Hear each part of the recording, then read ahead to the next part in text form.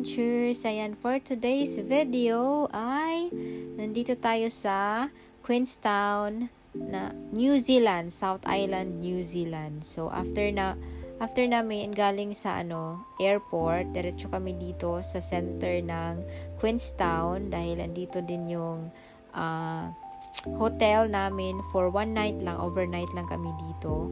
So ngayon, naghanap kami ng parking kasi mahirap ang parking dito kasi marami ding turista. So, puno yung mga parking.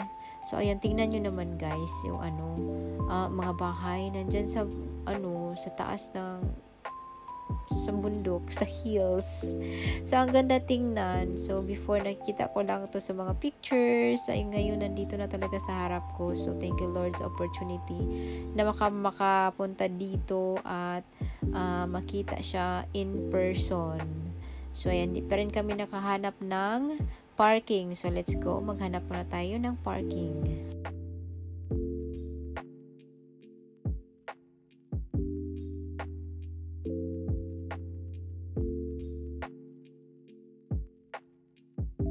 Cooking time.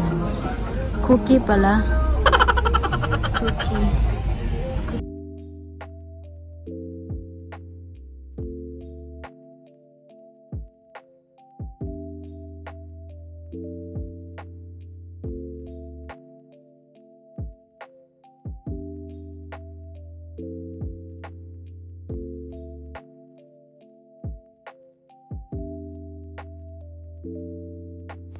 Finally, nakahanap na kami ng parking. Ayan, nag-walking muna kami at saka bumili kami ng food. Ayan, soft taco. Yun yung first meal ko dyan sa Queenstown.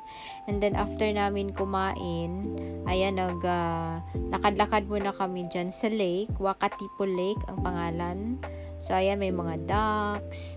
Tapos, ang ganda ng view. Super ganda talaga. Mga ka-adventures. Ayan, yung mga houses.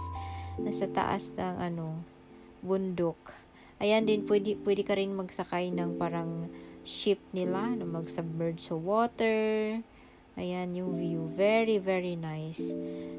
Queenstown is one of the famous destination here in New Zealand, dito sa South Island. So, ayan yung sinasabi ko na parang mag-submerge sa water at saka meron din sila ditong floating bar. Ayan, floating bar. So, pwede ka mag-chill dyan. So, ito yung view ng lake. Very, very, very nice. Nag-enjoy ako mag-walking dyan. Mainit siya, pero ang hangin is malamig. Kasi summer season dito ngayon. So, ayan. Mainit siya, pero as in, super lamig nung hangin. So, ayan, nagpicture kami dyan para makita yung lake. At saka, after that, nagpunta din kami dito sa parang iFly na pwede kang lilipad. So, may mga instructor na sa'yo kung paano gawin. So, ayan, ginagawa na nila yung iFly. Ang galing-galing nila. Mga instructor. Ako hindi ko kaya gawin yan. Parang hirap. Ang lakas ng hangin. OMG. So, ayan. Very nice. So, very clean. So, ayan. Lakad-lakad kami dyan sa sa skyline. Yan yung may gondola. So, ayan. Papunta sa taas. May restaurant sa taas. So, pumasok kami. Pero hindi kami sumakay that time. Tumingin lang kami sa loob. Ayan yung yung gondola. Very nice. Ang bago pa talaga siya.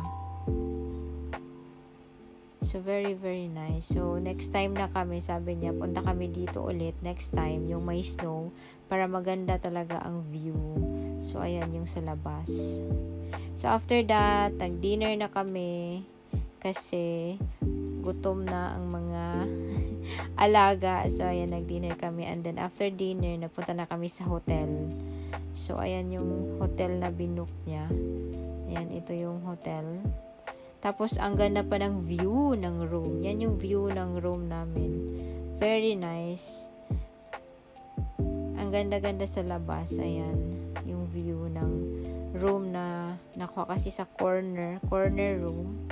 So, and then free breakfast siya. So, pagka umaga, nagbaba kami, nag-breakfast. Tsaka after breakfast, alis na kami. Papuntang Invercargill City. So, ayan yung breakfast ko. Grabe, ang sarap ng food. Twice ata ako bumalik kumuha ng food. So, very, very, very, very good. Ayan yung view sa labas. Kita mo yung gondola. Walking distance lang to sa lake at saka yun sa gondola. Kung gusto mong gumala, ayan. Very, very, yung para accessible na hotel kasi walking distance lang pwede ka mag-walk. So, ayan yung room namin. So, ayan. One night lang kami dito. Ayan, nag-room tour pa ako before kami umalis. So, ayan yung room. Very nice. Ang ganda ng room. Hindi siya maliit at saka hindi siya malaki. So, tama lang talaga. So, ayan yung bathroom. Ayan. Nagmadaling mag-room tour si Inday Garutay. Ayan yung shower. Very nice. Tsaka hindi naman siya masyadong kamahalan. Tsaka bagong hotel. So, ang ganda-ganda. Ayan, may dala na akong bag kasi paalis na kami. So, ayan, paalis na kami guys. Thank you so much for watching. I hope to see you on my next vlog. God bless mga ka-adventures and see you again.